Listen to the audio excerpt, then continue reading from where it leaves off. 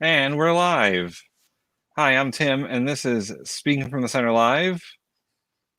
Today is April 29th, 2021. And today, still no Keith. We don't know where he went. We can't find him. We haven't looked either. We should we make really that clear. We don't know, but we really don't care. And Keith's not here. It's not Thursday the 29th. It's Friday the 30th.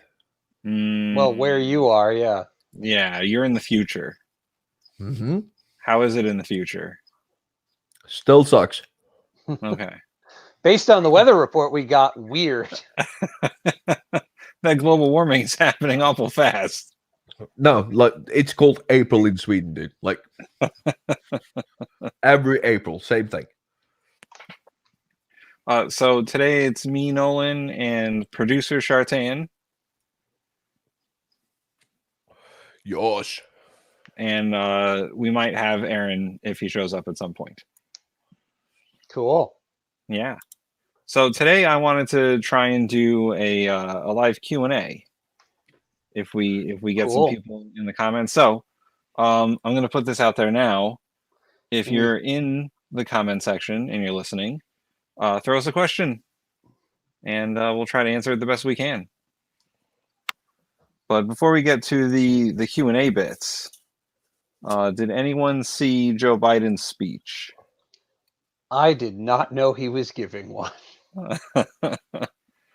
I only saw it in retrospect. After the fact, I saw some articles and things about it. Typical American.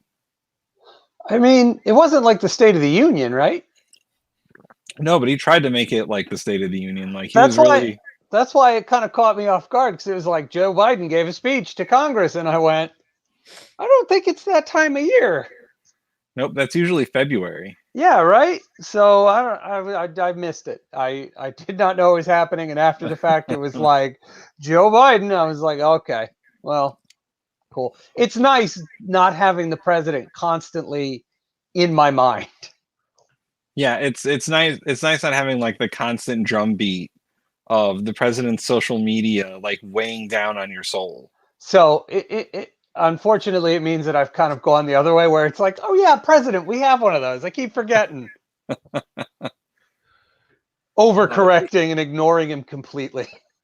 No, but it's very refreshing, especially since I don't even live in your country. Waking up every morning and, there isn't an almost third world war starting because he tweeted something. It's very... I think my blood pressure is like half what it was around this time last year. Yeah, we do have an Aaron. I'm gonna put him up. Nice. Damn. No. Hey there. Hooray! Hi. Howdy. How are we all doing? I'm good. We're doing pretty good. Great. What I miss? I missed blood pressure. I heard that. Yeah, we were just talking about how Joe Biden isn't a raving lunatic, so it's nice to have him as president. No, he's not a raving lunatic, but he could be a wild madman. You never know. Cunning like a fox. Full of ploy. No, yeah. We were talking about the speech he gave for the 100 days. Yeah. Well, word has it on the street that 7 hours into his administration, he failed as a president, and he's the worst president in all of American history, and people's blood boils and seethes at the mere sight of Joe Biden. At least that's what I'm reading in the comments online. I don't know. Well, I don't know what to make of it, but I just do know what to make of it. It's breakneck speed to save face, as in every situation when anything looks any type of good on a particular side, maybe the Democratic side. The Republicans are quick to just grab that chicken by the neck and jerk it by the body so it doesn't die. It's just flailing in agony, and that's what our country is doing right now, as far as the politics that are being played. So you're saying the Republicans like to strangle chickens to death? I believe the technical term is choke the chicken, Tim. Oh, okay. Choke the chicken. There you go. Yes. Choking. So I take exception to that because I do have a history with chickens. And the choking of them. Not choking of them. According to my Light bondage, very different. my dear podcast mates, I am I'm very fond of them. Oh, In a Chickens not or your very podcast nice mates? way. So somebody made a lewd comment about me and chickens at one point, and apparently now I uh, engage in bestiality. we are online. I hope you know. So I don't care. you have to finish. You have to actually add on to these before you get clipped out of context. No, Yeah, no, I don't care. I don't care. Yeah, If I'm you sure wanna think tons of that I mice are fuck listening chickens for a anyways. living. You can believe that I fuck chickens for a living if that's what you want to believe. Chartan has a listener on the bin who clips him anyway, so Yeah. it doesn't. Tons of mice. Yes, I we agree. we're ahead of the curve, so we kill our darlings, we kill ourselves before anybody else get the chance to, and then we put the clip out there. Oh, well, that's good. I like this progressive thought. Yeah. So I guess my summary of the Joe Biden speech in actuality would be it was one of the, it was the speech he needed to give after all of his campaigning with the bring back the spirit of America, American people, yada yada. So he's talking about a whole bunch of seemingly good stuff.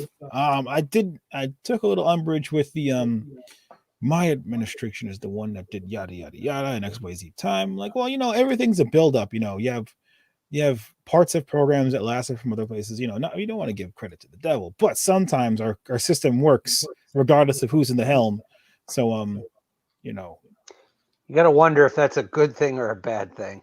no, it's well, he did say one thing that really made sense is I don't know if it's a ploy or it's just something that's been echoed for many, many decades is hey, America's back. And my allies said America's back, but for how long?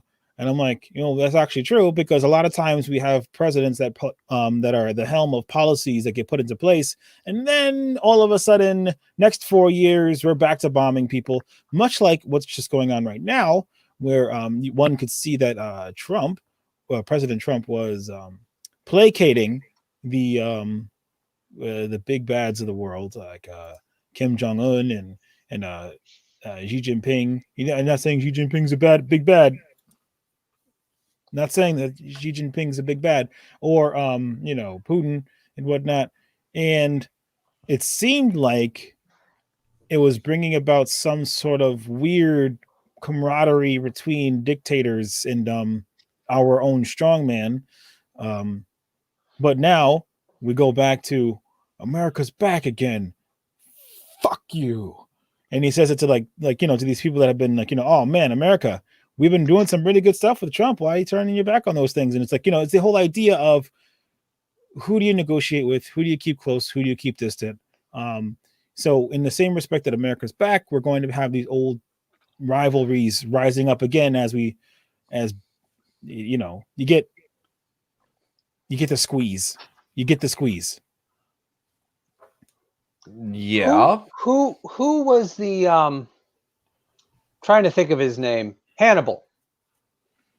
The big squeeze. Oh God, the guy who invaded Rome over the Alps. Hannibal. Yeah. Hannibal. Yeah, his when he was young, his father gave him a bit of advice to live by, and it was be not a friend to Rome. And if there's one thing I could always, America should always keep in mind, it's be not a friend to the Russians or the Russian state, I should say.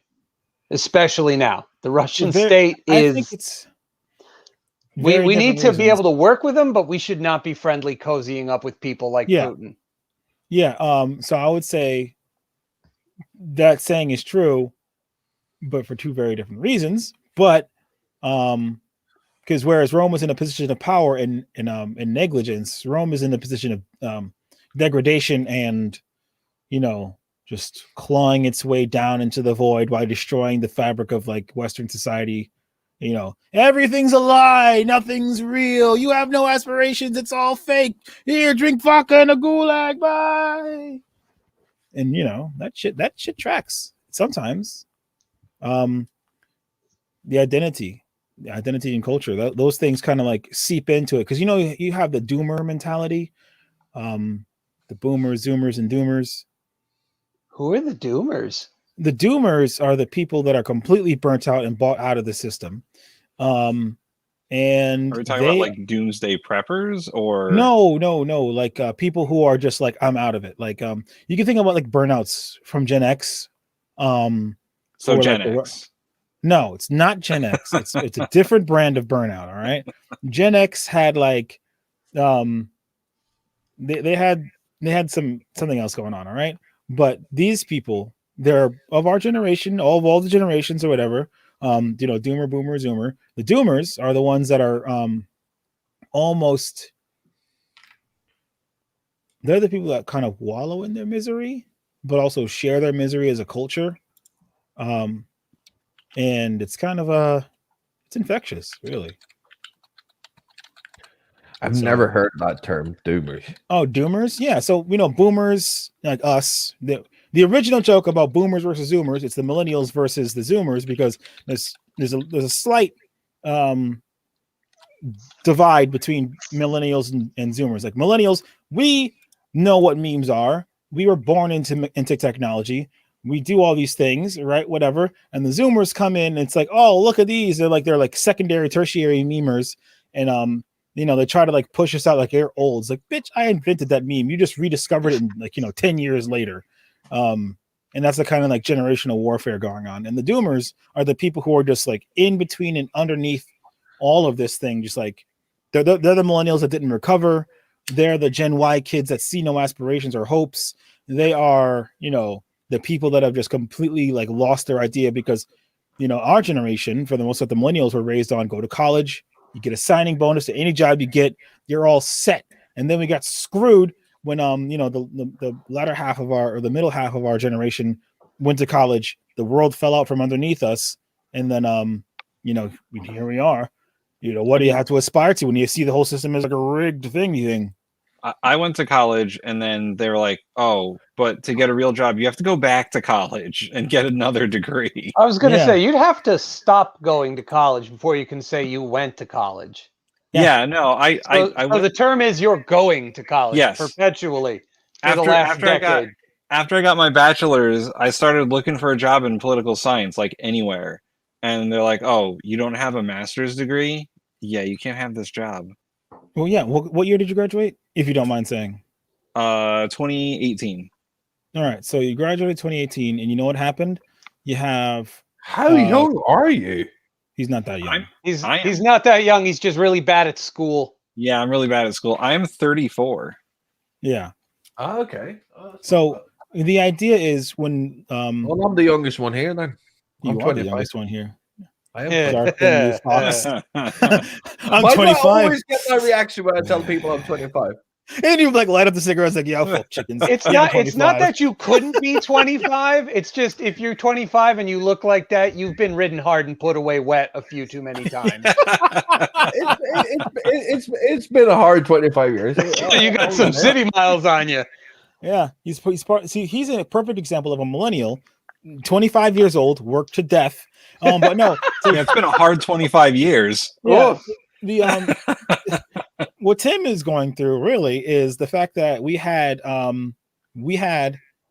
the politics were rising in the Bush era. Like people were getting really involved with politics. Younger people were getting involved with politics because for a lot of people in our generation, we're like 14 years old and we see the Afghanistan war kick off. We're like, all right, going to Afghanistan. Then you hear stories from your family members, your older siblings, other friends of the family saying that, you know, they're just not prepared out there. We got to send body armor to our cousin. Friends coming back with like, you know, horror stories about their shit just didn't work. And then 2 years later, we got to go to Iraq.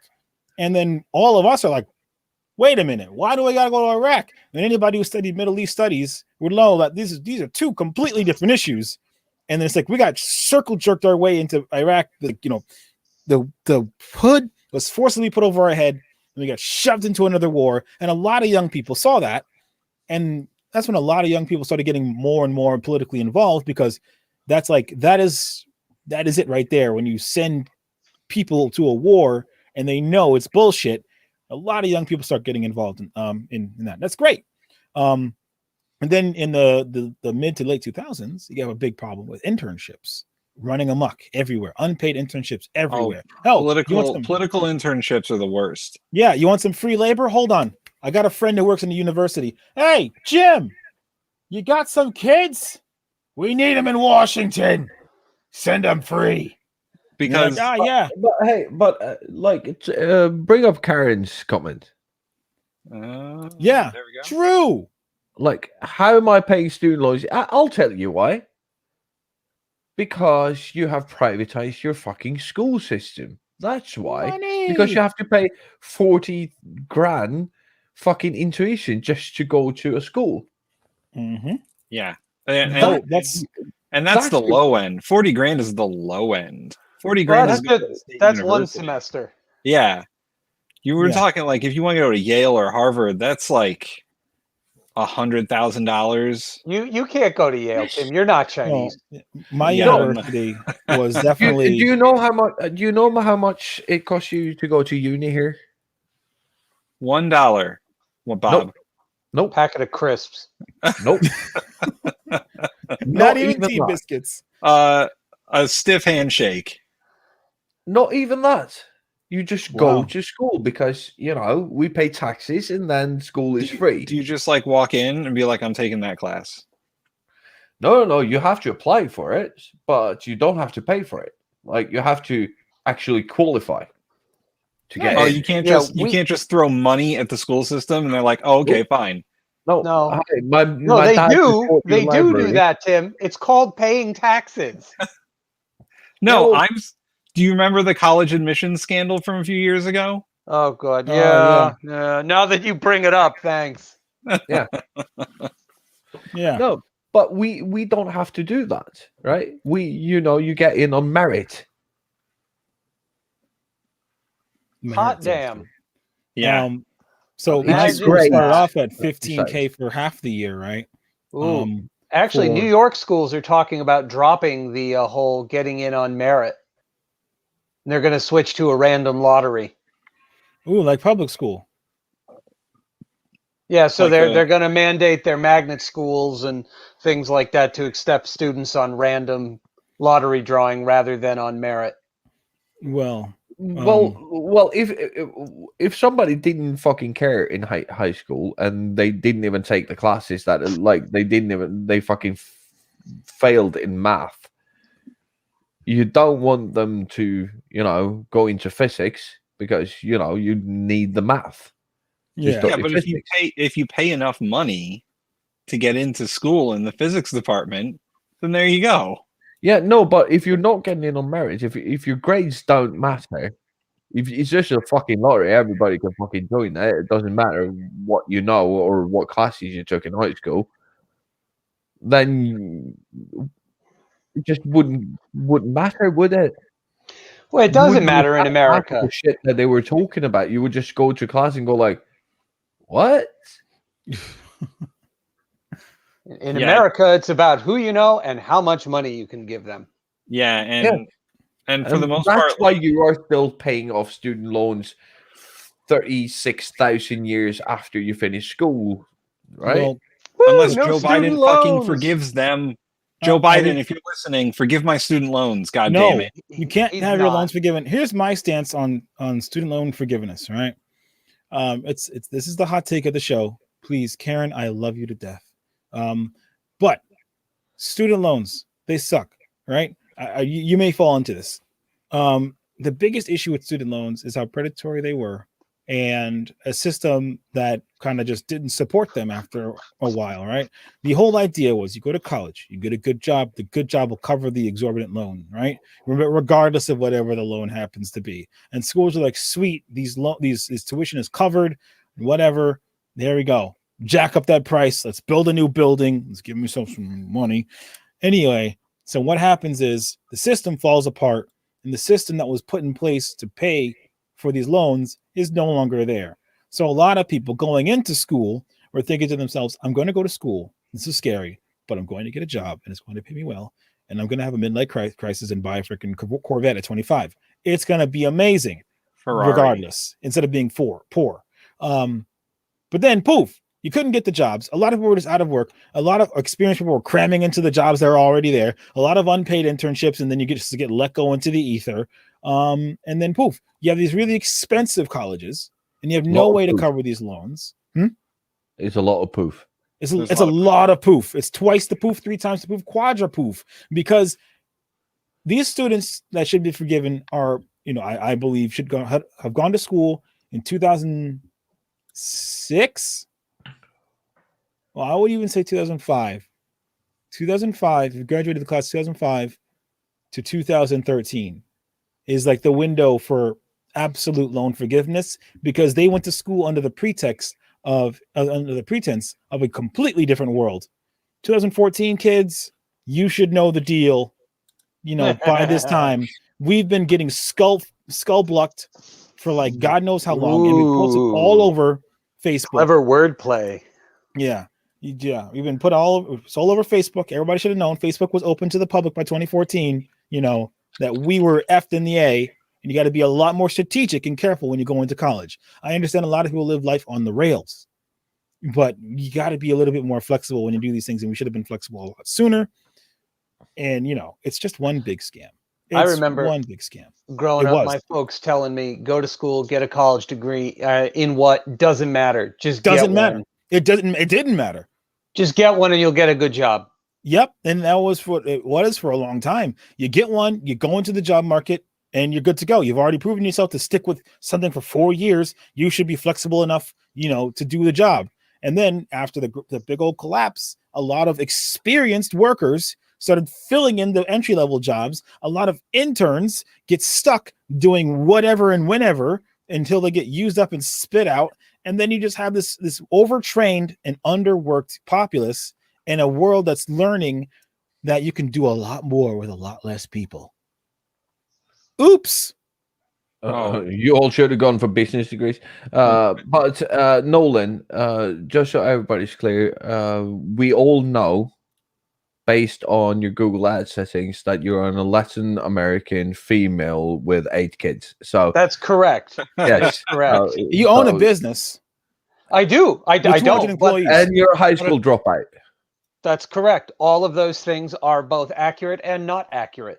It is confused. It's Schrodinger's Nolan. Google sees you. All right. Google sees you as like, well, this looks like a young man of Caucasian color. He must own a business. He must.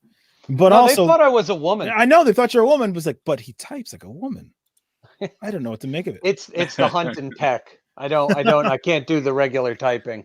I would so want to see your search history that made Google Ads come up with that fucking solution. Like, no, I know, no, I don't. No. I take that back. I don't want to know. Don't want to know. But Karen says, like, I don't want to burden my parents with my education costs. The problem that you have in your country is that it's every man for himself.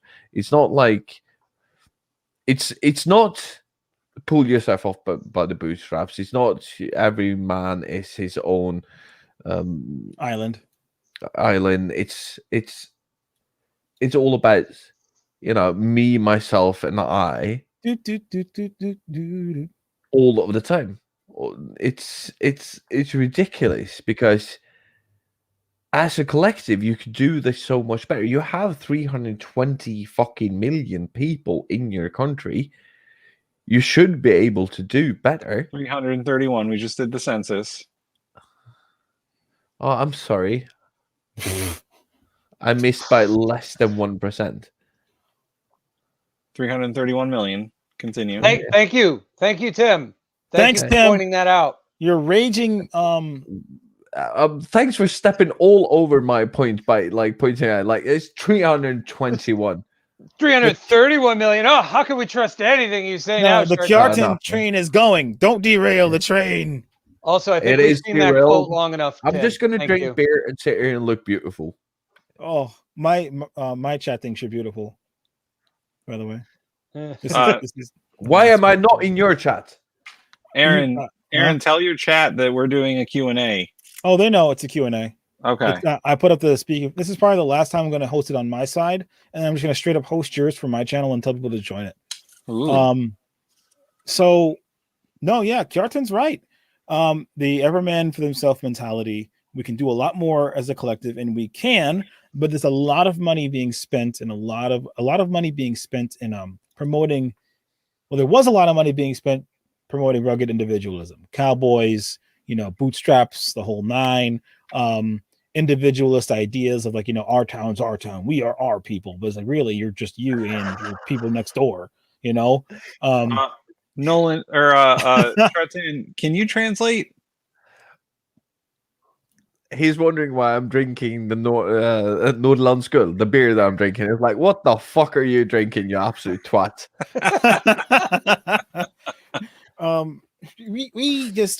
We are being poisoned to be against ourselves. And it's effective.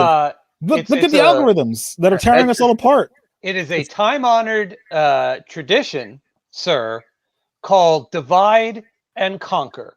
Yeah. It is what keeps the elites and the powerful as the elites and the powerful. They have been doing it for millennia. Can you just everybody say to Johan, din jävla horunge? I need to translate that before I get banned off of Twitter. Horunge. It's bastard. Perkele. Horunge. Ja, perkele. Horunge. Horunge. Listen, The Bud Light of Sweden. It is the Bud Light of Sweden. My little bit of freaking Icelandic. That's all I got. It was what I had in my fridge. For God's sake. So let's go on to our first question, because I wrote down some questions in case we didn't get any in the comments. And give us the question. And so this is for all three of you. Biden's first 100 days on a scale of 1 to 10, 10 being the best. Oh man, let's just give it a hot 7. 10 being the best. What's the end of the sentence? What do you think on a scale of 1 to 10? Are we just doing numbers and explanation, or just number? Yeah, numbers and explanation. I'll say we're gonna give it a hot 7. 1, because I was thinking to myself the other day while walking through my house, damn, when Trump got elected, every single day was some off the wall, bat crazy shit coming out of his mouth. And it was him. It wasn't somebody else saying he's gonna do this. It was actually him. And he did it for like the next 4 years, or every single day, maybe give or take like 7. There was something that he did that inflamed the crap out of people. So yeah, there's none of that. Nope. But I can't let not crazy be the standard, right? So I'll give it a 7 because he's doing politics as usual, get into power. I got to lead, and kind of just like ignore the screaming ninnies to the side. And, I'll just give it a C on the American grading scale of average. We're not dead. We're not going to war. Yet. The crisis is being handled. Not everybody's needs are being met. We have a crazy screaming caucus of people on all sides saying that he's the worst president ever and he's doing nothing, but they're like breakneck meme speed of outrage. So that's really concerning, and that's going to be a problem that's going to poison the well for a very long time if we do not get a hold of this enragement. By enragement, I mean like enraged engagement. I mean, people trying to gain the algorithm by being just super upset. And that's becoming the norm now. So yeah, 7. Nolan. 5. I'm giving it a 5, and I'm at my first 100 days is a 5, but then I realized how little I've actually had to think about President Biden and what he's doing. See? Which bumps me up to a 6, only because the previous guy had us tunneled down into negative numbers. So I'm not going to give Biden that high, not more than 5. 5 out of 10 ain't bad, right? He's doing okay. He's not great. He's not the second coming. He's not fixing everything, but he's brought us back out of the negative numbers that Donald Swiggity Drumpf had us at. So I'd give him a 5 base, but then when I realized how little batshit insanity tweet news nonsense there's been about him and the peace of mind that has given me, I'll push it up to a 6. Fair. All right. Chartan, what is your international opinion? I would say that based on the last 4 years that we had, he's like on a 22 right now, just because I don't have to hear, see, or be afraid of him every fucking day. But yeah, I agree with Nolan. I'm gonna put him on average 5, right? Because I don't hear a lot from him. He's not creating waves. But based on the fact that when he is in the media, he's not batshit fucking crazy and he's actually making sense. And, he has... I don't agree with everything that he does, but what he does is reasonable. It is... I can understand it. It has some sort of logic to it. And I don't have to agree with him, but at least he doesn't make me shit my fucking pants because I'm going to start seeing Russian and American rockets cross right over my fucking country every time I get up out of bed because he's, been on the Twitter machine again. So I'm going to go with Nolan for once. A 5. No, that's super fair. Based on the fact that he doesn't make me literally shit my pants, he's going to get up to 6. I'll agree with the group. He's between a 6 and a 7. Like 6.5, I'll give him. I heard them say 5. But 6.5 you'll give him? Give Yeah, your reason. I gotta go grab my coffee. It's done. Also I want to get to Moses' comment after this. Yeah, we'll do his question next. Just quick, like Joe Biden's not my ideal candidate. Because Yang Gang 2020. Right, they can't resurrect Chairman Mao, so you got to vote for who's available. Exactly. But he has done better than I thought he would do in his first 100 days. Like he's gotten stuff done. He really did good with the vaccine rollout. I mean, for all the scattershot, at least they got into the arms of hundreds of millions of Americans. Yeah, and he's got a lot working against him with, the Republican Senate just being the same way they were for Obama, just completely shut down everything. I mean, the Democrats have a slim majority, but it doesn't matter when it comes to the filibuster. Yeah. So he does have a mountain to climb, and he is very old. So it might be hard for him to climb that mountain. Yeah. All right, let's go to a question from the comment section. Woo! Do we think that he will use the Democratic majority to make sweeping policy changes, or will he tiptoe around a potentially and lose the majority again? The second one. So you think he's going to tiptoe around and... It's what the Democrats do best. No. It's what establishment Democrats do best. I will give you that the Democrats are much worse than tiptoe around the subject.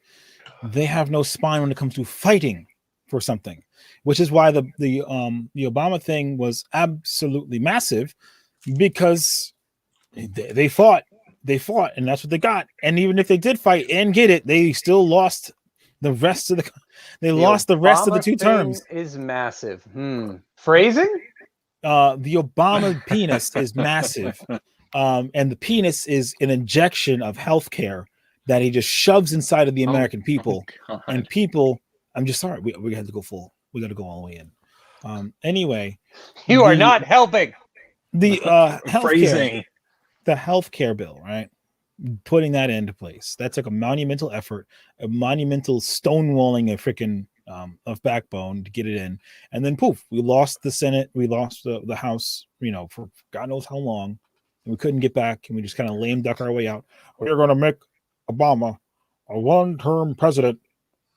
Did you really say that? You lie! Did you? Who the fuck are you people?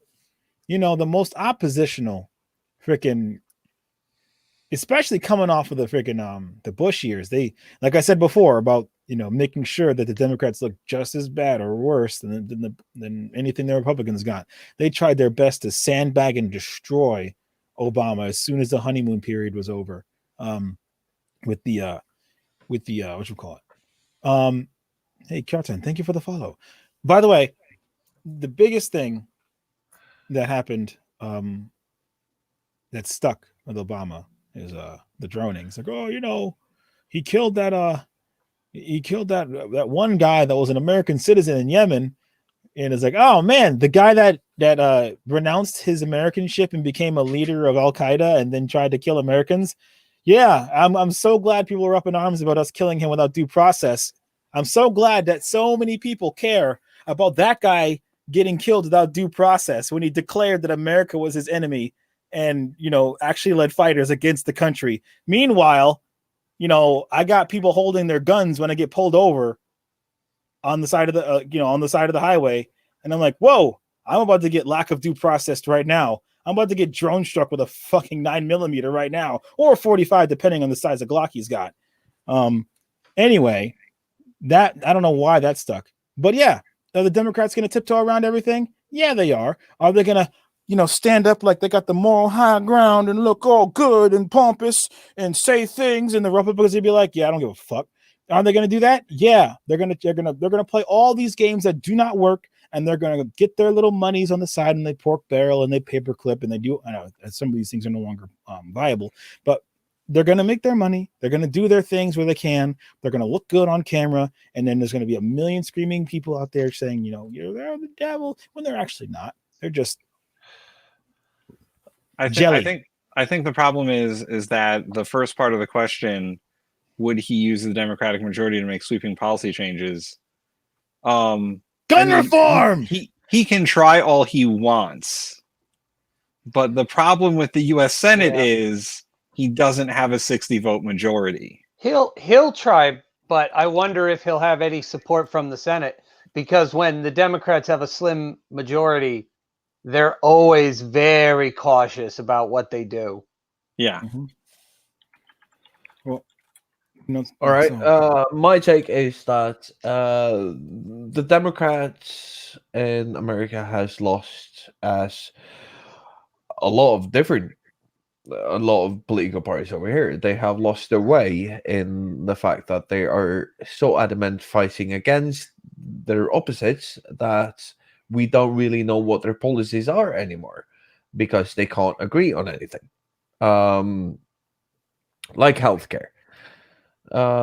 So would they remove the individual mandate? That was a Republican thing. The removal of the mandate. Yeah, but they were very adamant. This is what we're going to do. And then the Democrats started talking like, so are you going to get free healthcare to everybody? No. I misspoke. What? I misspoke. I'm sorry.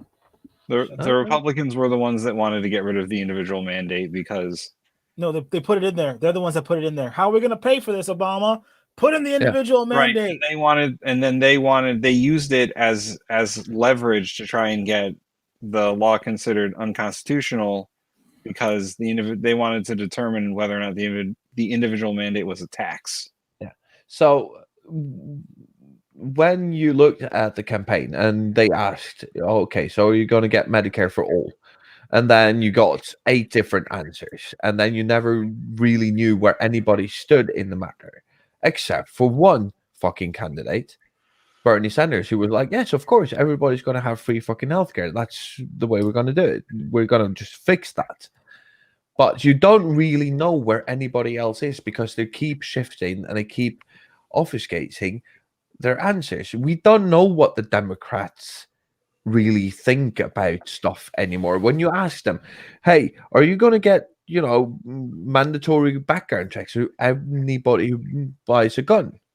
Are you going to get rid of all the illegal guns? And then you go like, and then you got a politician answer that takes fucking 30 minutes. It's a fucking yes or no fucking answer. But the Democrats don't really know what their policy is anymore because they're so they're so two candidates. Sorry, they're Yang. they're more interested in sitting in the center than actually standing for anything. They just want to be as broad as possible, and it just doesn't work. If the Democrats actually developed some backbone and actually stood for something and can unite behind something, it would be a stronger party. But the way that it stands today, I don't think that Biden can really do much. No. So, and I don't think he'll really try, because he'll try to get the Republicans, but they're more interested in just blocking everything that he puts in front of them. Oh, And that's the way it stands. You're at status quo and it won't change. So, Yeah. that's my. Yeah. in absence of Keith, I'm going to add on to the fact that what happens if the Democrats, what if this is a big cycle? The Democrats implement something and the Republicans abuse it to its logical end, right? Like what we're talking about, the mandate, and they put the mandate in and they try to use it against him. What happens if a Biden gets something done and then the Republicans come sweeping on in and they abuse these systems that get put into place, much like we do with a lot of the things that get put in place, Homeland Security, that just never got dismantled. Our wars just keep getting used for things. It's just crap. I had a salient point here, but now it's just gone. It's ethereal. Anyway, that train of thought crashed and is on fire now. It disappeared. It was on the tracks going forward. And, And I have to say, Joe, when he put out, we have the same problems with. Yes, we do. We do have the same problems where we don't really know where the centrist parties are anymore, because they're more concerned about being in the center than actually creating policies. They're just fighting the right all the time. Yeah. Well, that's the problem, is that the right keeps moving further to the right, and rather than staying still, the center and the left parties move slightly to the right. Yeah, but because as a result, what happens if this used to be the center and then you had a right and a left here, and the right does this, of course the fucking center moves as well. So if that's where you're going to stay, you are actually fucking moving to the right, aren't you? From where you used to be, and that doesn't work. And that's why I'm a disillusioned social democrat these days, because I'm like, we need to go back to what the social democracy was before this shift to the right started in Sweden about 20 years ago. We need to go back to the social democracy that we used to have. And I talked to Johan about this actually earlier, and Norway's been doing a fucking great job on keeping a strong government, a strong policy towards the social democracy, right? Where the money that the state makes from the oil, because let's face it, Norway makes a piss ton of money from the oil, which it invests, and then it uses it on its people for infrastructure, for schooling, for healthcare, right? This is why Norway's, and the right wingers and the left wingers know that as soon as you start taking money away from that fund, which we're basically we're just using the interest of that fund. Like, the baseline of the fund, we never fucking touch. If you start touching that, you'll lose the support of the people, because Norway could function for 200-300 years on that money. And I know that's a very, very privileged position to come from, but at the same time, it's also the people have said, no, we need this money as security for a rainy day. Maybe oil will dry out in 20 years. All right, then we need those 200 years to find a new way to make money, because the only way that we've been making money for the last 50 years is through oil. Yeah, Americans don't think that way. It's, how can we get as much oil out of the ground as humanly possible right now Yeah, but then it's not going towards a majority of the people. It's going to a few select few who own the wealth. Divide and conquer. Yes. But that's the thing. Like Tim's got a point. Americans can't plan 50 years in the future. We can't plan 30 years in the future. We're not allowed to. If you do, you're a fool, and if you don't, you're a fool. Yeah, we're terrible at that. It's there's something down the road 50 years, and what we did 20 years prior is going to affect 50 years from now. There's only tomorrow. Like we're just so short-sighted in that regard. Something about our public policy is like, how do we fix things now, and we'll worry about it later.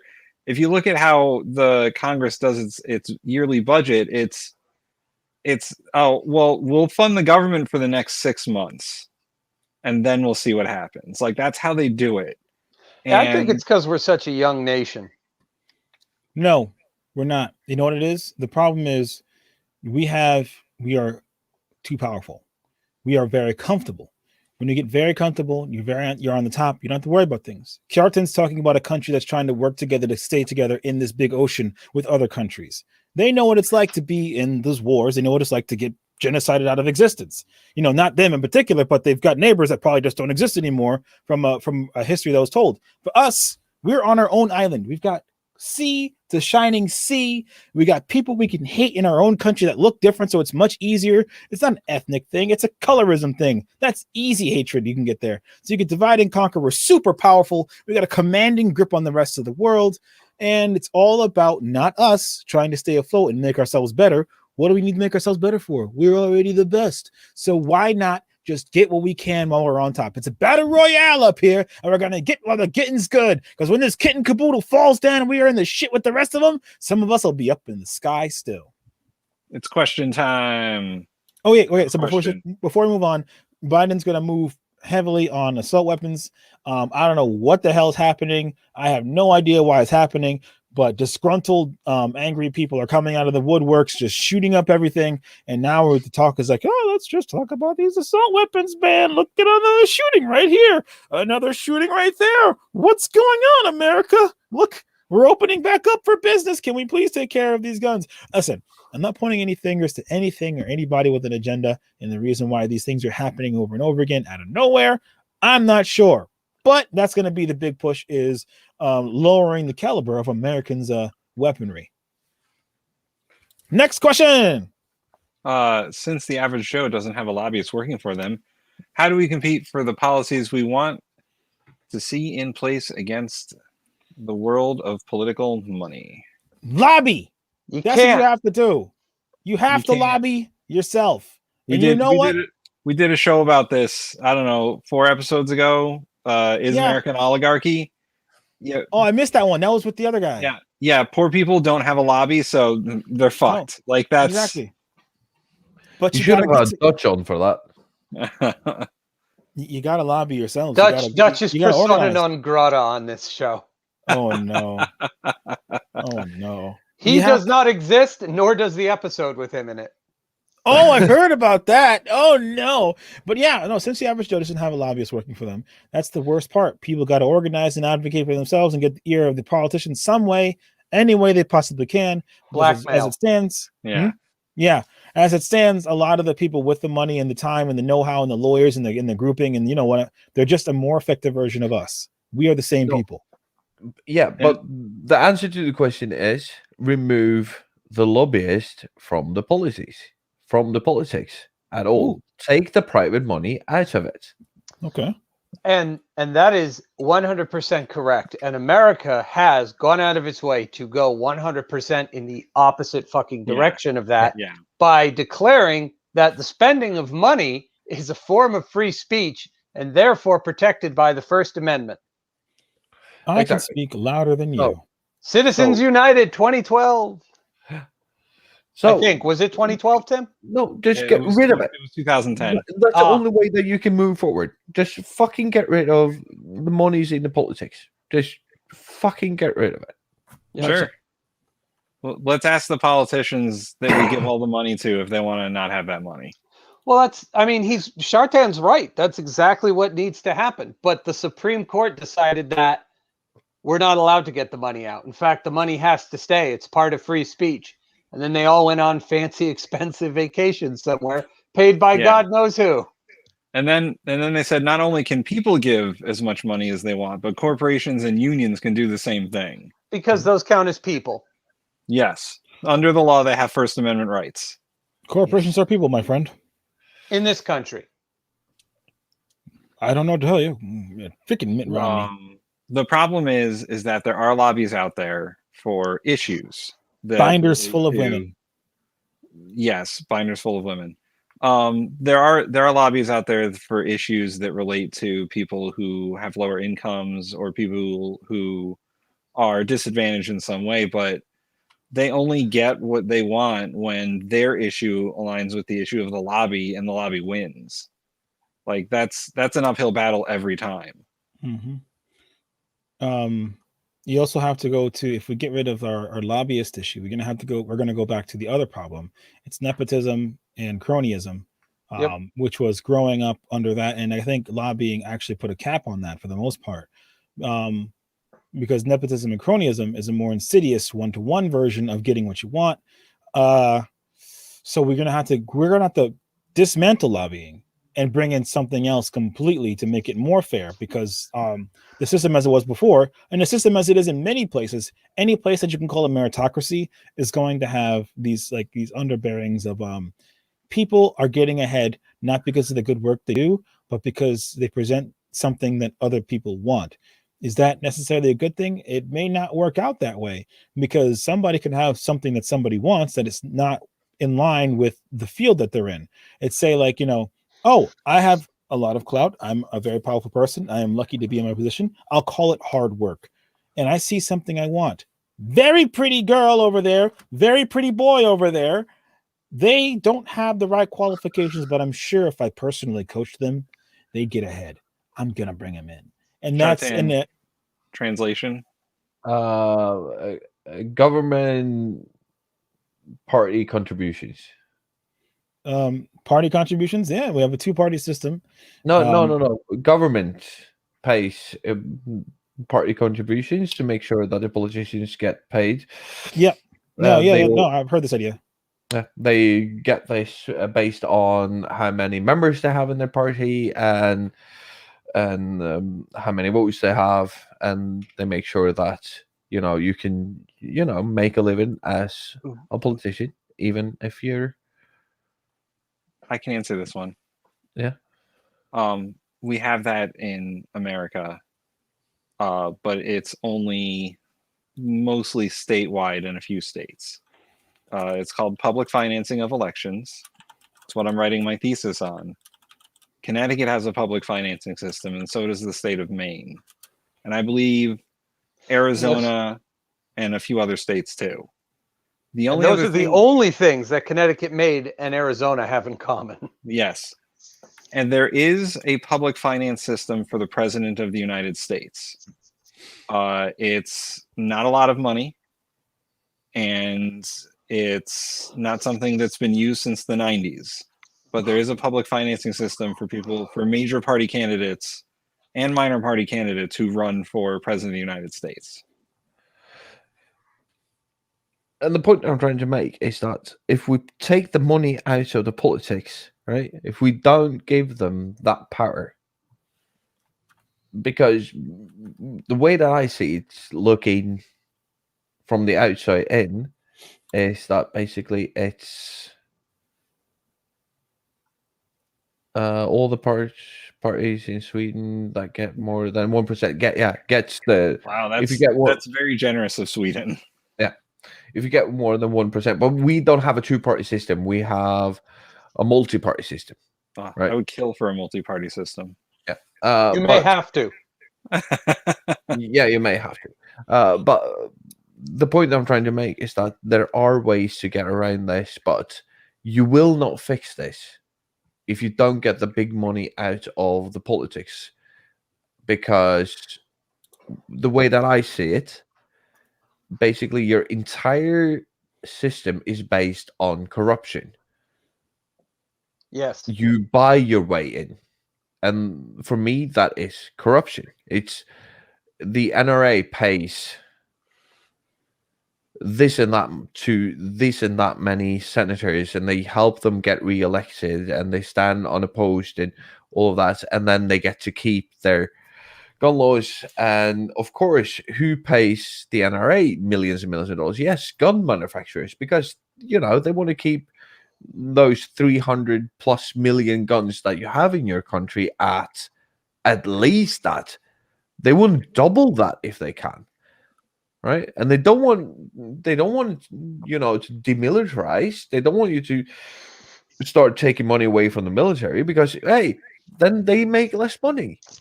So of course they're going to lobby for that, and they have so much money. Yeah, There's- less now though. There's actually a way, I think, to rapidly change the gun laws in America. It's a bit of a flaw in the system with the NRA, but there is a way Oh boy. to get massive change in the gun laws in America. And I think Aaron knows what I'm going to say too.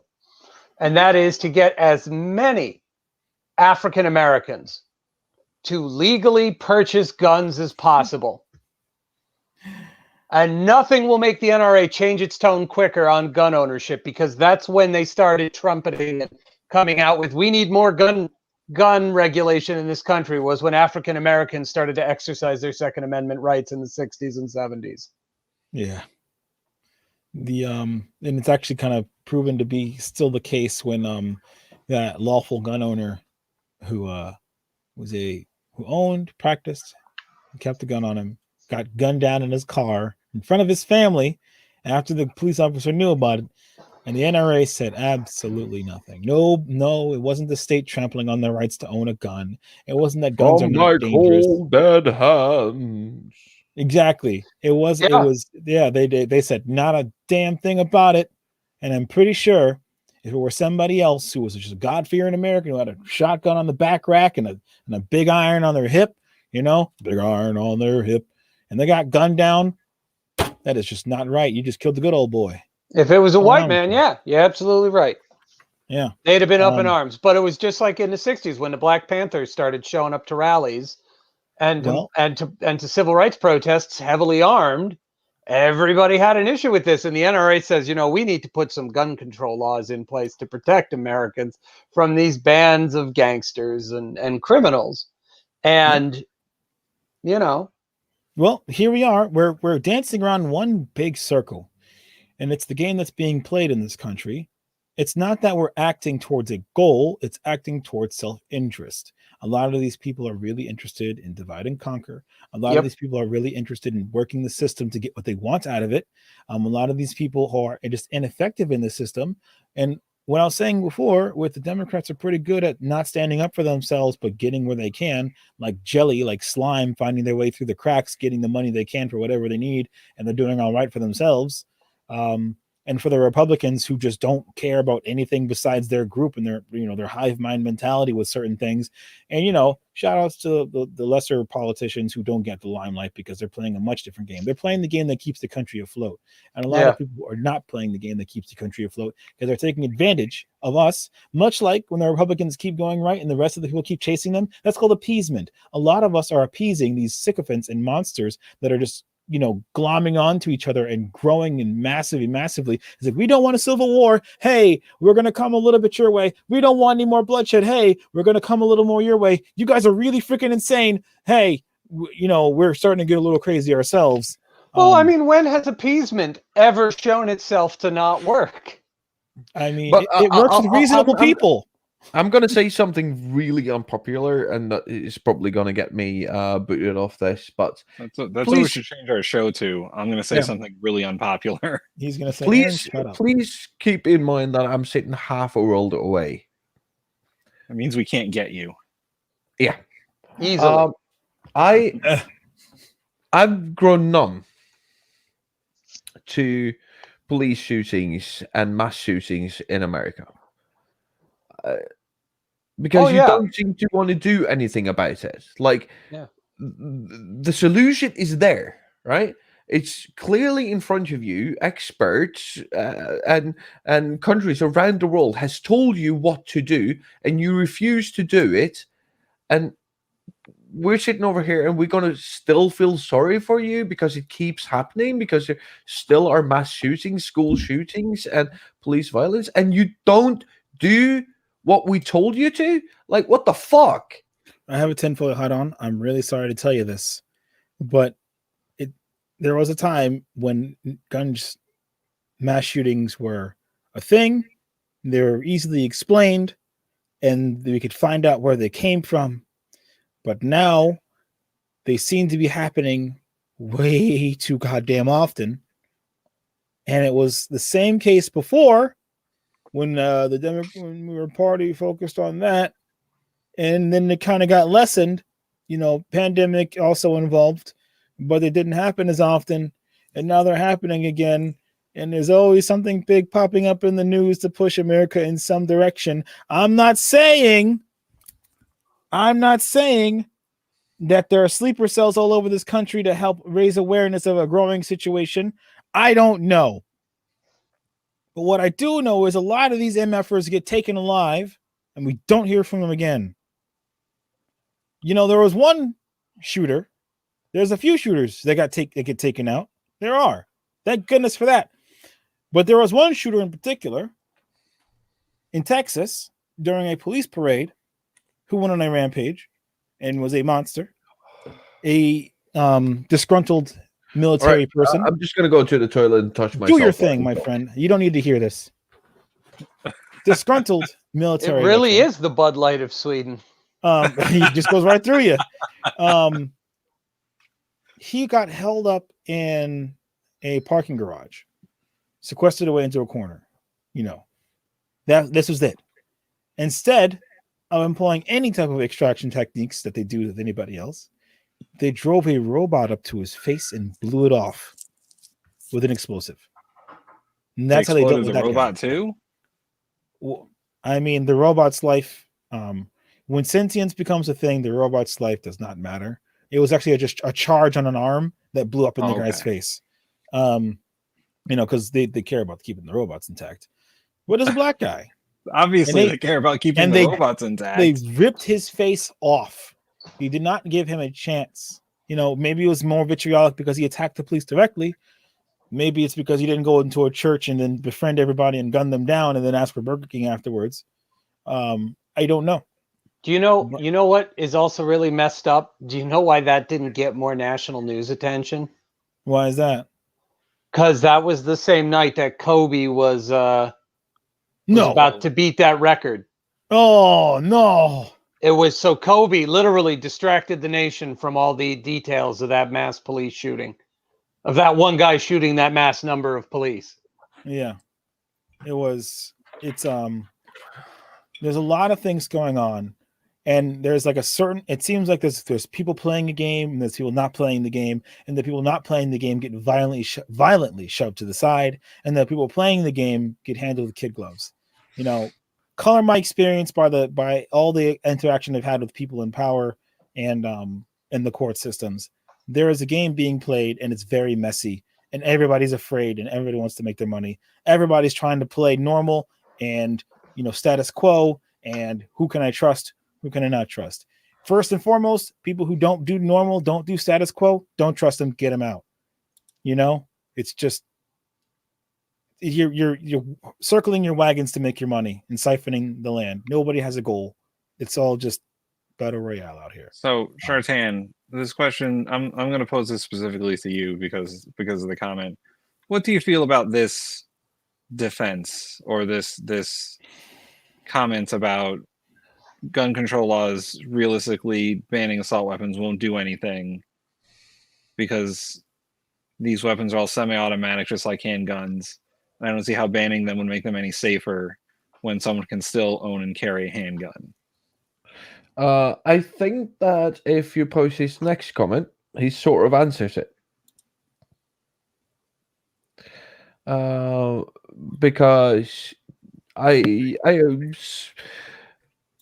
the fact that you can have an assault weapon, an AR-15, without any justification. You're not competing. You're not, this is not a hunting rifle. You can't go hunting with it.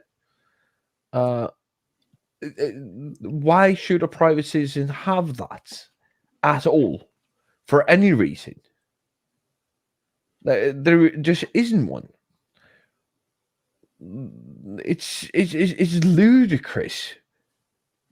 For fuck's sake, it's for me, it's fucking mind-boggling the fact that you have untrained civilians running around with AR-15s in their house. Like, it should just not happen. And when it comes to the amount of guns that you have in your country, that's a problem. Like, if you own a gun, at least there should be some justification for it. Why is that gun more deadly than another semi-auto rifle, though? No, but like, I'm talking about assault weapons. A semi-auto rifle, if you're thinking about a bolt-action rifle that you use for hunting, or a shotgun that you use for hunting, that's a completely different fucking story. But semi-automatic weapons should never be in the hands of civilians unless they're using them for competition. Like, and of course there should be fucking strict fucking regulations to owning one. To go along and an AR is basically 30. A handgun is somewhere between 9 and 18 based on what make it is.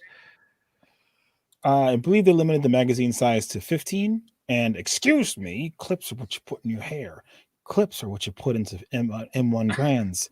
All right, all right. There's a difference. So you call when you run out of ammo? aluminum. Yeah, we call aluminum. I mean, you don't call it aluminium either. You call it whatever the Nordic word is for it. It is aluminium in Sweden as well. Aluminium. Hold on. There's a couple of ones that are pretty weird that we say, that you guys say too. Yeah. But I think it's they limited the magazine size, and that happened like 10 years ago, I think. But for me, I would say gun ownership, responsible gun ownership, is a great thing that should be promoted. I think people should do training with it, like we do with cars. Cars are very dangerous. They're 2 to 4 tons of metal barreling down the road, and much like weapons, I think weapons to a certain degree that can that you can kill people with relatively easy, because guns are kind of anathema to humans. They're supersonic rock hurlers. What kills humans better than rocks flying at you fast? I don't know. There's a lot of things that kill people, and rocks flying fast are one of them. Train people with guns. Yeah, but listen. So, what is the main purpose of a vehicle? To kick places. Yes. What is the main purpose of a gun? To shoot things. To get the bullet places. No, to kill something. That is what it's created for. It's a killing weapon. It's a killing thing. Right? Killing tool. Right? What do you have to do? Do you have to get registration for your car? Yes. Do you have to get insurance for your car? Yes. Do you know how to? Do you need to know who uses your car? Yes. Yeah, for insurance purposes. Yeah. Yes. Do you have to get a license to have that car that is issued by your respective states? Yes. Again, I ask you, what is the main purpose of a car? To get places. To get places. To get bullets places. Purpose of a gun? To kill people. Defend yourself. To kill people. To kill things. And to threat. Living fucking things. To shoot things. Yes. So please explain to me the rationality that there are more restrictions on your fucking vehicle than something that is created for one purpose and one person only. I'll tell you, to kill. I'll tell you exactly why.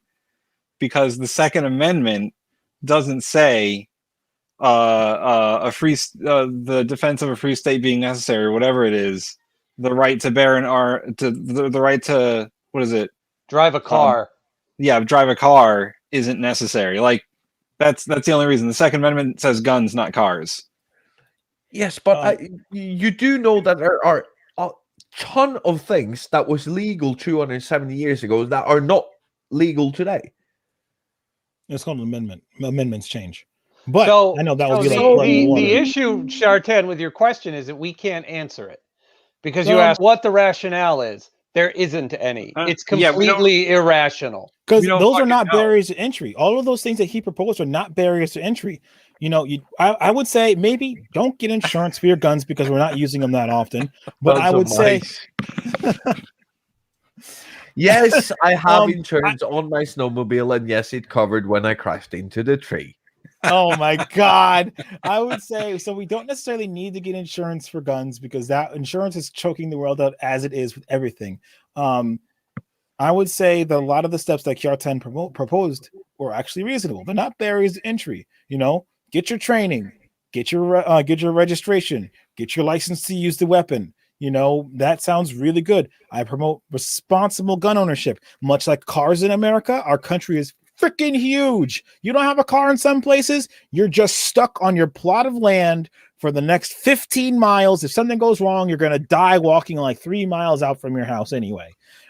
So having a car is good. But in the same respect, and there's America's freaking huge and you have lots of land everywhere. Sometimes you need a gun to protect yourself because what happens in the dark can be a terrible thing. And certain people can be predatory and take advantage of people and whatever. So the idea of self-defense on the frontier or any place you would need it, pretty good. Self-defense in general is a pretty good idea. Responsible gun ownership. What happens is a lot of people are not responsible. We've got people who have illegal guns. I believe the next thing that's going to happen is there's going to be a group of people with zip guns running around killing people. And then all of a sudden they're going to have to ruin that patent and that's going to be gone.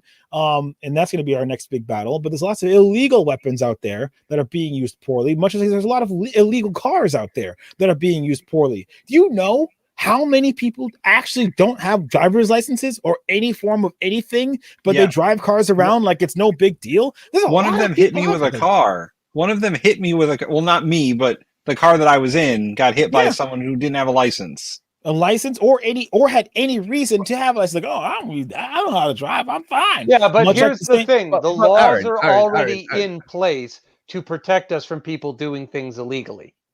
I mean, it's how much protection do you get when it happens to you? The problem is, how do we stop people from using the laws that are in place? Go with what Kjartan said. Well, yeah, and I agree with what Kjartan said. I think we all agree with what Shartan said. But I the keep answer, pronouncing the K. God damn it. The overall answer to the question is there is no answer to solving America's gun violence problem without removing the guns. No, I actually know. I'm going to go with what Hammer's saying. We go back to muskets. I'm not saying that you should remove the guns. What I'm saying is you should control the guns and who has them, and you should know who owns a gun at all times and where all the guns are. And it's, you know, if you want to get a gun anywhere in Europe, right? First of all, you have to justify why you need the gun, right? Like protecting my house is like, no. That's not a valid reason. What, are you saying that protecting your house and family isn't a good reason to own a gun? Dude, if somebody broke into my house, I know that I can get off with a lighter sentence on a rape charge than a murder charge. Someone breaks into his house, he just drops his pants if you're in the chat, click that. Click that. We're doing this. You broke in. You violated. You negated your rights as a person. Come here. I mean, we did have that person in Washington D.C. with the samurai sword, legit samurai sword. I'm talking katana, No, really? folded steel, who chopped a drugged up invader's arm off and then sliced his gut open. He chopped the guy's arm off. The guy kept attacking, slit his freaking guts open. Oh, ballerific. Happened when I was in college, and I'm like, hell yeah. Freaking no, but what I'm saying is, if I fucking self-valves, I think that's a bit too much. But well, it's like yeah, but of course, red flag laws. I'm afraid. I don't know. But here's the deal. Like, I'm not for psych evals for gun ownership. If you don't have a history of psychiatric diseases. I don't think that you should have to go through one. If you don't have a criminal record, you don't have to go one. But you should have to justify your ownership of that guns. And it should also be fuck you, tons of mice. I love your friends. At least you have tons of mice over there, not tons of rats chasing you around. You have to have them locked in safely in a approved safe that has to be inspected by an inspector before you can actually take your guns to your house, right? So that nobody can get their hands on your guns without your permission, because a lot of the guns that are used in crime are guns that are bought through less than legal ways or stolen from houses where they're just lying around, right? You don't know where the guns are and in which the hands they are. Jesus Christ, there are Mexican fucking drug gangs go to gun shows in America to buy guns and take them to Mexico. A lot of the guns in the Mexican fucking drug wars are from America. Yeah. You need to recognize the fucking America. problem that you have with controlling who owns the guns. We had a couple, a couple. And I think, Amanda, I know plenty of people who have a history of mental illness who have a huge gun collections. Yes. Or can we agree that that's a problem and just say Yeah. I was going to say we had a couple of immigrants, or this man and woman, this couple of Islamic extremists who came to America, purchased guns at a gun show with no oversight whatsoever, and then used them in a terrorist attack on America. They used our own gun laws against us to kill Americans, and we didn't do shit. every fucking mass shooting by a white man over the last 5 years is a fucking terrorist attack, and it's been protected by your Second Amendment, and it's fucking about time that you do something about it. Right, but that's Because what I'm saying. sick and fucking tired of hearing about it. Yeah. Well, you said you were numb. I was thinking, yeah, well, welcome to the family, man. We're all pretty numb to it at this point. It's just something you in America go, yep, got to be on the lookout for that. Yeah, but every now and then I just go like, well, fuck you guys. If you don't want to change it, like, well. But that's the problem, is that like we do, like people like me people, and Tim want to change it.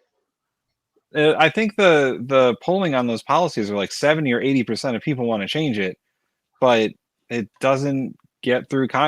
The other problem is money out of politics. Yeah. I just told you. The other problem is that listen to me. The federal government doesn't want to. Don't deal ever with vote it, for me, though. Don't ever. If you see my name on a ballot, don't vote for me. Please do not. It's going to be a bad day for everyone. Damn, it's so appealing. The federal government doesn't want to deal with gun laws, so they leave it up to the states, and the states are fucking crazy. The states some of the southern states, they don't know what gun laws are. There are reasons why there are certain laws in America that are required, like mandatory, like federal oversight for education, and like curriculums are allowed to be taught. Because if we didn't have that, what some states would teach would be truly horrifying. Yeah. Yeah, you're right. Oh yeah. If you think that some of the southern states get away with shit now, imagine if there wasn't a federal Department of Education. Oh, hell, it's not creationism. It's not even the South. And I remember when I was in 8th grade, 7th grade, one of the towns in my state said, guess what? We don't have that many black people here. So we're done celebrating Martin Luther King Jr.'s birthday. No more holiday. Where was this? This was in Connecticut. Wallingford, Connecticut, huh? Yes, and that's when Michael Hale moved in, a prominent white supremacist speaker. Klan rallies, the whole nine. People started coming out of the woodworks like, hey, this is actually our town. This is great. But it wasn't a surprise, but it was definitely what they said. It made the headlines, big time news. We don't have enough black people in this state, in this city, to make it worth celebrating Martin Luther King Jr.'s birthday. So that holiday is getting nixed. And then everybody lost their goddamn minds. Back when the world is a little bit more reasonable, you say something really racist, the racist people come out and they're like, all right, cool. And the people who don't like racists are like, what the f are you doing? And then you have two opposed lines, and it's pretty much black and white. Not saying black and white people, but like a clear-cut issue, right? White people and a diverse group of people. Yeah, well, yeah. So that is definitely a problem all over the country, because you'll find it all over the country. Like, I'm up here in the north, we're up here in the northeast. I believe in gun ownership. I don't really mind the size or caliber of your gun. I do care about what you intend to do with that gun, because these are made to erase people or other living things. I got guns to shoot cans. Yeah, well, guess what happens if you make a mistake? Your grandma's brain panel is going to be all over the damn barn. You know, that's what happens when you make a mistake with guns. Like, there's no other way to paint it other than brain matter. You know, but they did. No, the point I'm trying to make is, like, do you see the fucking thing that they did with, like, actual fucking Navy SEALs when they were sitting in a lecture hall? No. And they had, regular civilian clothes on and their firearm at their hip in a regular fucking hip holster, right? Mm-hmm. And they knew that somewhere under the lecture there was going to come a guy in and then simulate a fucking school shooting. How many of these highly trained Navy SEALs, I don't know if Navy SEALs or Army Rangers or what it was, how many do you think got their gun out and actually got to shoot the right guy? One guy. Guy. I'll say $1, Bob. One guy. I'll buy that for $1. One guy could do it. These situations you want to give, people who haven't gone through years or years of rigorous fucking training the same responsibility in their own house. Do you know how many accidental shooting of spouses and kids and shit that you and relatives that you have in your... Because people are sleeping with their guns underneath their pillows, and as soon as they hear a noise, they pull their gun because they think there's a perpetrator or somebody who's breaking into their house, even though there hasn't been a break-in in that area for the last 25 fucking years. But of course, it's going to happen to your house. That's the way America thinks. Yes.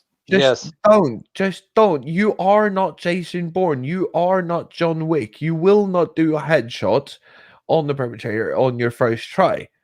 Most likely, you shoot your wife, which, in my case, my ex-wife is a horrible person. No, I'm censoring that one on my channel. I'm sorry, everybody.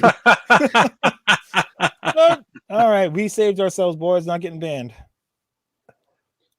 But you are more likely to shoot somebody that you're not intending to shoot than actually shoot a perpetrator. I believe you're also more likely to shoot yourself than you are to shoot the perpetrator. I'm back to that doomer mentality. In the foot. The suicides by gun are pretty high because you have access to the human eraser button. Point, click, done. Wow, that's a horrifyingly sad term. Point, click, done. The human eraser button. I mean, that's what guns are. They're the most terrifying thing. Imagine, people training back in the day hard. They live their life absolutely practicing, swordsmanship, armor, the whole fighting warfare, everything like that. Reading those old manuscripts is insane what people went through for sword fighting and pike fighting, spear fighting, learning all these different things. And then came the gun. And then you can understand why people were so upset when the guns arrived, because they're just like, you could be any old untrained freaking twiggish dweeb and be like, boop, you're done. all of your training is for nothing. And you go, and that's what happens too. When you see, you know, some people in the military are literally 110 pounds and they can kill somebody. They can kill anybody when they have a gun in their hands. No other training other than knowing how to point, shoot, and maintain their weapon. I mean, that was the whole point. That was the benefit of the gun. Yeah, it's a great equalizer. Whoa! It meant that you could take a simple peasant, arm them, and have them be just as effective, if not more so, and cheaper than a soldier who had spent a lifetime honing their skill. How do we get these peasants useful in combat? I keep giving them pitchforks and it doesn't work. So this is a little effigy of my cat. Prissy. Granny's got it coming, making damn cookies all the time. Yeah. Oh my god. So yeah, this is my cat. She passed away in 2019. Did not get to see the horror that was 2020. But yeah, I keep her around. She's pretty damn cute. To me, she is. That's nice. You can have no training to use guns as the global information is rising. People are starting to learn more and more things through passing. I have a ton of guns and I have no training. I mean, I have no claim to fame. They don't count. Yeah, I have no claim to fame. If everybody had muskets and bayonets, I would not have this discussion with you. I would go. I have some bolt action rifles too. I mean, muskets are terrifying. Those things are like 50 caliber balls that blew people to pieces. They'd have to go back to forming firing lines just to 56. My Enfield musket is 56 caliber. That thing is huge. Yes. It's huge, but how many shots a minute can you make on that thing? 3? Yes, exactly. 2 shots a minute. 3 if I really practiced, but generally 2. Yeah. And what's the effective range on your Enfield musket? Maybe 100 yards? Yes. 50 yards? 50 to 100? I would say 50 on a musket. I could probably hit something within 50 yards. If I shoot wildly, it might hit something at 100 yards, but it ain't on purpose. Yeah. Muskets are more likely to kill your pet than your adversary. Why? Because it'll just blow your pet's freaking eardrums and they just go into shock and die. Well, I have a couple of bolt action rifles as well, but again, that's like, I could do a little bit better with that one. I mean, but then we have the problem with if you take the technology down, you have to worry about the illegals dealing with things because, fully automatic weapons were illegal for a while. But guess who had fully automatic weapons? A lot of ne'er-do-wells. They had fully automatic weapons.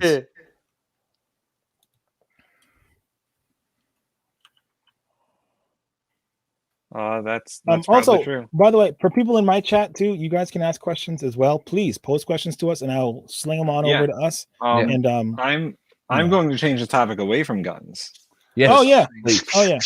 Something slightly. We could fight about this another time. We will, my friend. Slightly less depressing. Why is everything backwards? So this is a question for everyone. It's a yes and. Will Trump run for president in 2024? If he survives, I say Trump 2024 is going to be the most powerful second coming of Hitler Christ if I've ever seen it in my life. That guy has still got fire under his wings, and it's just pulled the country to insane levels of la la la la la la la la la la la. Look at this, 6 hours in, Biden's the worst president ever. La la la la la. 100 days in, Biden's gonna fucking spit in my child's mouth when he's born. La la la la la. Trump. I like the way Trump talks. He keeps it simple. He keeps it violent and fresh, and I like it when Xi Jinping is our friend. And he's honest. No, he's honest. he's honest because he speaks like an asshole. He'll probably run if he lives that long. That was going to be my answer. I think we all. He's going to have a heart attack. That guy's blood has got to be just a few steps removed from being pure butter at this point. Ketchup, it is oil. It is. He is moments away from a massive coronary. Prince Charles over here. And my theory is it's going to happen the one night Melania goes, "Fine, you want it so bad, come get some." and he's going to finally be getting laid for the first time in decades, and he's going to have a heart attack and drop dead. Okay. Oh my Follow God. up question. Will Trump be convicted of anything before 2024? No, it will not happen. Nothing cannot stick to that man.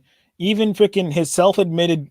No, it's called trumping it. All right. I was doing this thing in my life where I was just admitting the truth about everything, and it was great. It's wonderful. I still do, but like when you realize this and you just own everything that happens to you, it's amazing. And then Trump started like, he came up big old trumping it like, you did this. Yeah, so what? Fuck. Now the Republicans have done this to an extent. They did buckle to scandals, but now they are full on. So what? Sorry, I banged the thing, but the damn chow line is open. Come and get it. Nothing will stick. The Teflon Don, and it's getting worse because people who are not as slick as him are trying the same tactics, and some are getting by. I wish it would, like a knife into a carcass, but it doesn't.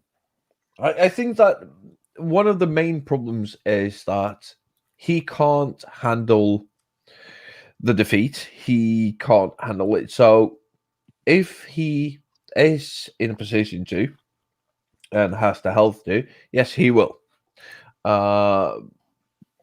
Because the only reason he fucking ran in 2016 was because of a joke that Obama made in 2011. Yeah. Oh yeah, I remember that. Yeah, he just I did wasn't it out of shocked when spite. Trump won either. I saw it coming. If you ever wondered what Trump's penis size actually was, it took Obama mocking him, teasing him a little bit to make him run for president and ruin the country. Yep. Listen.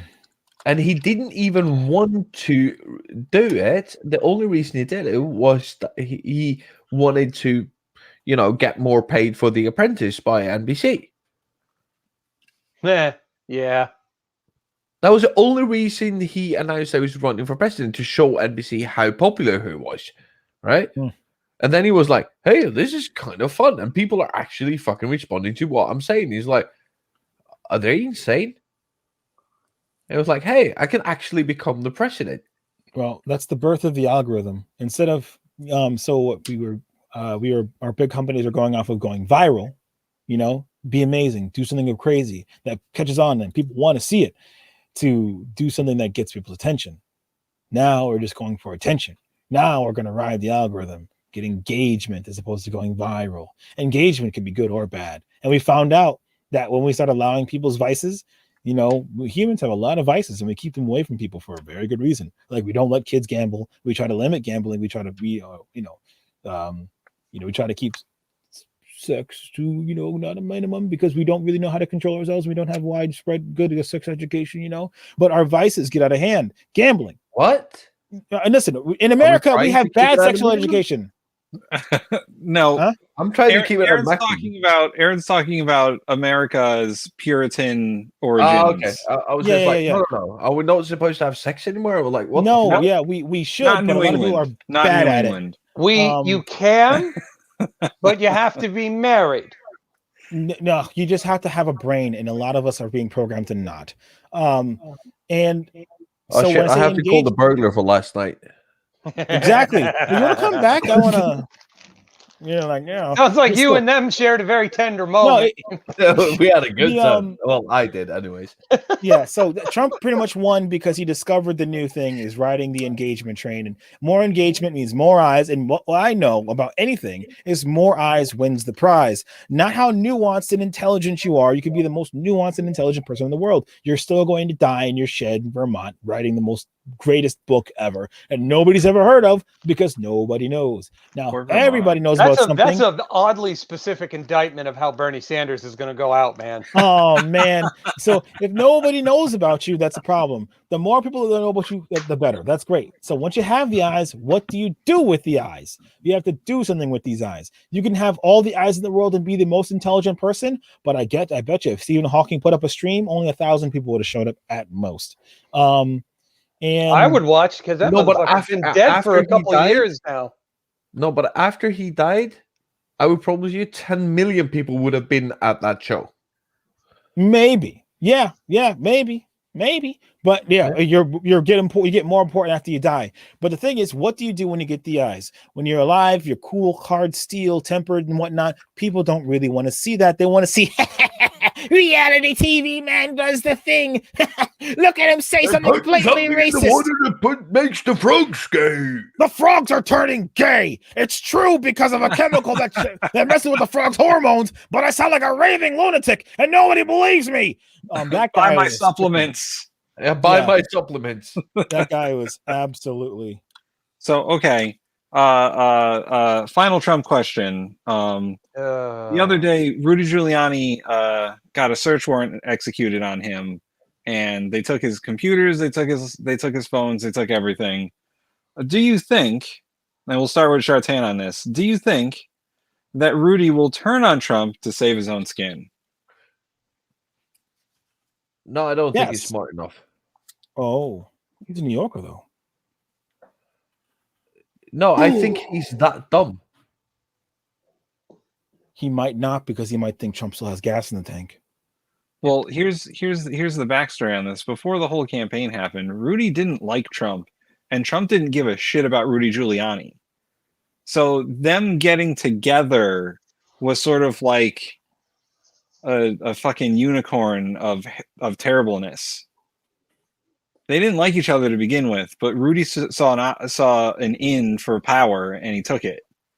But now that he's basically being investigated by every branch of the Justice Department, will he just give Trump up to save his own skin? Because there's no one else. No, It's no, either no, no. Rudy or Trump. Here's the deal. I don't think that he's got anything on Trump. That's the first. Because I actually think that Trump is not as dumb as we think he is. He plays a part, and he does it fucking very well, because he almost got elected twice. It was fucking close. And we have to remember that he used to donate to the Democrats. Mm-hmm. Right? He was Yeah. a part of the Democrat Party. But when he saw a chance to become president as a Republican, then he went full on. And he went further than anyone has ever done before. Going, I don't know if he's that stupid. I don't think that he asked Rudy Giuliani to go to Ukraine. I don't think he did that. He might have, suggested that it might have been a good idea. But Rudy said he did on television. Yes, but Rudy has lied about everything. So why would we believe him on this? Yeah, I don't think he's got anything on Trump. I Yeah, think he Trump- got outsmarted and outplayed. Trump is very good at the cover his own ass game. And whether or not Giuliani flips on him, it totally depends on what they bring against him. If Giuliani is facing some serious shit, like you going away for the rest of your life type stuff, unless you can give us something, and he has anything to give, I think in a heartbeat he'd flip, because there's no loyalty between hungry dogs, But if it's not that serious, he probably won't. And Shartan's right. There's a good chance Giuliani ain't got shit to give anyway. Anything he would give on Trump would probably actually just be more incriminating for Giuliani in the first place. Yeah. I don't think it's gonna be another one of those things that's another needle in a bed of needles. Too many needles, and you just start to float. My boy is floating pretty high on all of the things that he's got going on. What happened? Yeah, no, I just don't think that Giuliani's got dirt on Trump, and I think he got played. All right. Any dirt that Trump's got now is presidential dirt, and that's not going to come out to hang him. And what Amanda said about that the attorney privilege. client, but hasn't he like already lost his? Yeah, he's in the process of being disbarred by the state of New Yeah. York. Yeah, so he's gonna get. So what's if he breaks that privilege? It's like, Well, what's the worst also, that can happen? the attorney, I was listening to a conversation about this, and the attorney-client privilege only goes so far, and the Justice Department wouldn't have executed the search warrant if they didn't already know what he had. So he must have something, because there was very specific things that they wanted from him. It was Yes, his but I don't think computer and it his phone. incriminates Trump. I think it incriminates him. Yeah. That's, Yep. I mean, he's one of the only people left in the Trump organization that isn't already in prison or has the last name Trump. Like, that's it. It's Rudy Giuliani and maybe a few other people that were in Trump's orbit, and then the Trump family Can that we are not in please jail. don't talk about him anymore? Like Okay. ever? Yeah. Oh, yeah, he can feel his blood pressure just rising. The capillaries are just thickening up. So final question from me, and this is about Joe Biden. So, and we'll start with Aaron this time. Aaron, Oh, Joe Biden, great president or greatest president? neither. God damn it, Tim. he just started. The proof is in the pudding. You get judged in your like, during and after, but not the beginning. Like, we are still just getting started. He's looking to be very tepid and average. He looks like he's pushing an agenda that other people have been wanting him to push. It sucks that he took so long to become president. He was much more of a person when he was the vice president, but now he looks like he's lost half his brain. He's like, fuck, I finally became president, but I'm like half in control of this damn shell. I am dying. What am I gonna do? Get led by everybody else. So great president. I'll say we'll say he's on the suspect train for puppetry. And we will wait and see, because a lot of people are on the nose and a lot of things are getting exposed these days. A lot of our politicians are way too old to function in the world as it flows these days. And we're just going to have to see how we react to this whole thing. Our politicians your younger politicians aren't doing too well either. Like, look at Matt Gaetz. Don't talk about Gaetz. He's a Republican, and those guys are weird. They have these weird things about these pageants and the children, and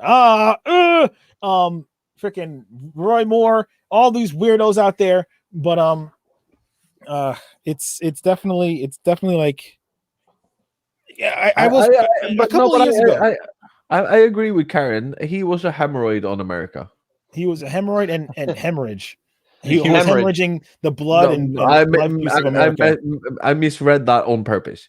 I appreciate both of those, because they both work, because there's a lot of inflaming going on, and you can't sit down when you're inflamed, and you get tired, and you beat down. As form of torture. Anyway, I went on a bike ride. I'm sorry, everybody. Keith's not here to rein me in. I went on a bike ride through a graveyard once, right? And I saw the gravestones. People born in the 1800s, dying in the 70s, dying in the 60s, dying in the 50s. And a lot of the politicians were raised by these people who were born in the 1800s. Like, at the time, like, a lot of our politicians were super old, and they were pretty much probably raised firsthand or secondhand by somebody born in the 1800s. And the world has changed so much since then. And our systems are so old, hearkening back to the idea of college, a whole college debt thing. We have systems put in place to weather the costs that fall apart and disappear. The housing problem. We have a 30-year mortgage to go with a 30-year job, and then you're all set. But we had a 30-year mortgage. We had a 30-year job system in our country for like 40, 50, 60 years maybe. And then 60 years is gone. You can't have a 30-year job and out. No, you want 5 years, 7 years. We have all the systems in place. I think nothing's working. I think the problem, like, Biden is a bit of soothing cream or ointment. and an area that was inflamed. He's So- banal. He's nothing, and nothing and calming, soothing aloe vera is kind of what America needs right now. So Because Biden here's is the hemorrhoid cream. So we're Yeah. so we're all agreed. Great president. So here's the biggest problem, right? Americans don't. We have this issue where we can't seem to understand together as a group that there's no that there's this thing that we want things that solve the problem right now. Biden's going to come in and he's going to fix everything that Trump did and fix everything else, and it's like that's not how it happens. These things take time. It can't be instant. No, So no, we have to wait and see. Chartan. So there was a comment. It's partially in Yeah. English and partially not in English. yes, Johan, I don't know what you've been smoking, but please give me some.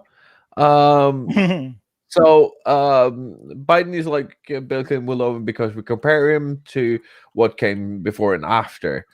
Biden, we compare him to Bush 1 and Bush 2.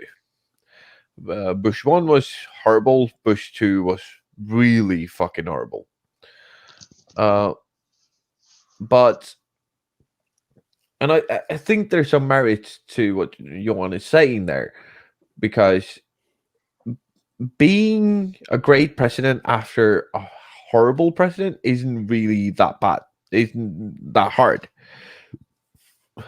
I like Biden because He said he was great. I'm gonna take your word for it. yeah, he doesn't scare the shit out of me. Right? Every single fucking day. But what would have happened if I compared him to Obama? I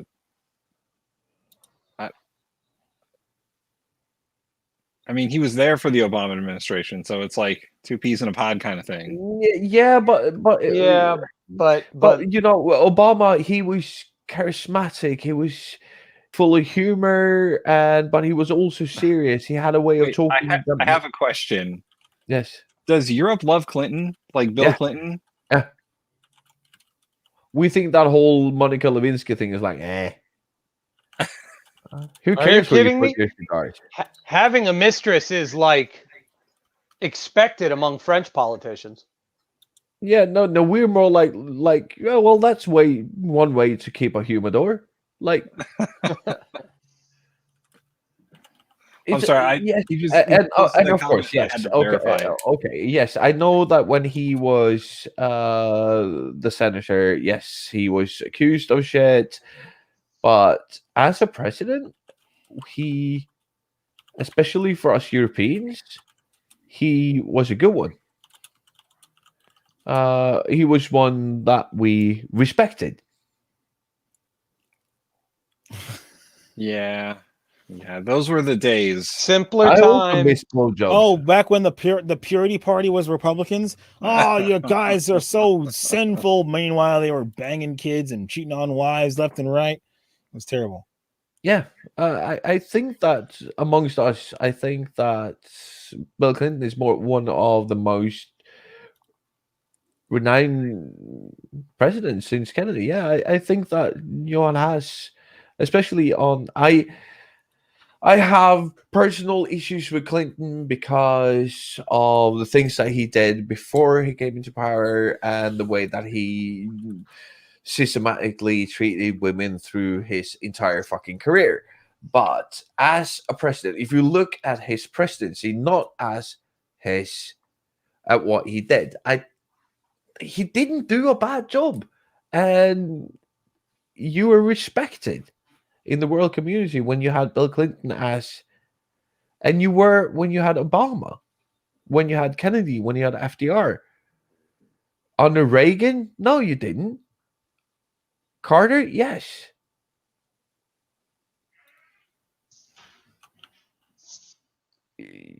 Bush won for a while, yes. Yeah, till the Gulf War, and then it was. And then until he, started carpet bombing fucking Iraq. And then he, he campaigned on never raising taxes, and then he had to raise taxes, and that's what lost him the presidency. So, but yeah, no, Biden up until now, don't really know how I feel about him. I think that the biggest problem I have with this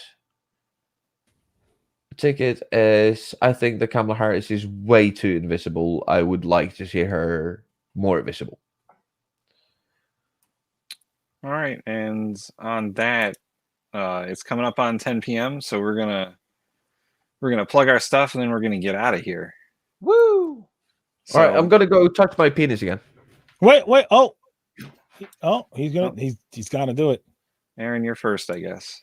All right. Hello, everybody. It is I, Lord Links. That's what I go by on Twitter. At Lord Links, twitch.tv/Lord Links. You'll find me at Lord Links on Instagram, where I haven't posted that much, but it's pretty fun out there. I'm fun wherever fun can be had. If you wish to reach out to me, catch me on Twitter. My messages are open. You can also join my Discord if you're ever around and you want a link. Just go into my chat over there, and we can discuss things there too. I play games. I talk about deep topics. I try not to shy away from things.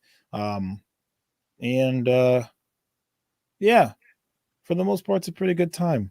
Games, talking, living content. I'm just out here on the internet space. I'd like to do more politics. So if you want me in any other places, you want me to study something? I'll study something. Shoo. Yeah. What else did I say? I think you said it all. Thank you very much for looking at me right now. Love you dearly. Get me off the screen, please. Nolan. Jonathan. Look, I got a link for you too, Nolan. Look at that. Woohoo! Yeah, I'm Nolan. I'm here all the time because Tim makes me. Yeah. Because Keith is not reliable enough to be here all the time.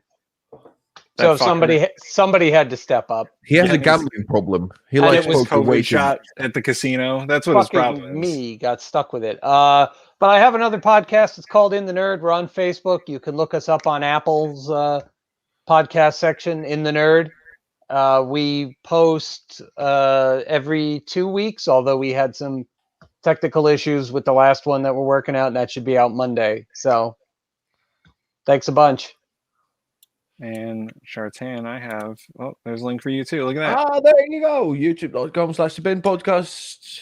That's where you can find me. Also at KJARTANRAAEN on all social platforms. Hit me up on Twitter if you want to talk about something. I am always up for it. And every Thursday we do a live show. You can also find us on Stitcher, Spotify, Apple Podcasts, and all other fucking platforms. I think we're at 64 now with after shows, extras, stuff like that. And please give me your monies. Go to patreon.com/The Bin Podcast and give me that money because I need to pay Tim. So yeah, that's me. And I don't have a drinking problem. I have it figured out.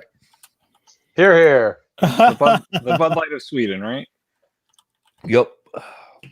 Let's take that one off. All right. So, and for me, and speaking from the center, I'd like to thank our two producers, Jenna and Chartan, for contributing on the Patreon. If you want to contribute to Patreon, it's scrolling across the screen right now. Patreon.com/SFTC. You can also find us on Twitch. We stream on Twitch and YouTube and Facebook. All the links are somewhere. And that's it. We'll see you next Thursday at 8:05 p.m. with maybe Keith. I don't know. He might still be missing. But we'll talk about the news of the day. so you can see me. Yeah. No, he's back. Oh, poor Chartan. He's in the corner. There we go. There you go. Here, we'll put everyone. All right, wave to the people. Thanks. Bye. I love you all Bye. dearly. Mwah, au revoir. Bye-bye. Auf Wiedersehen.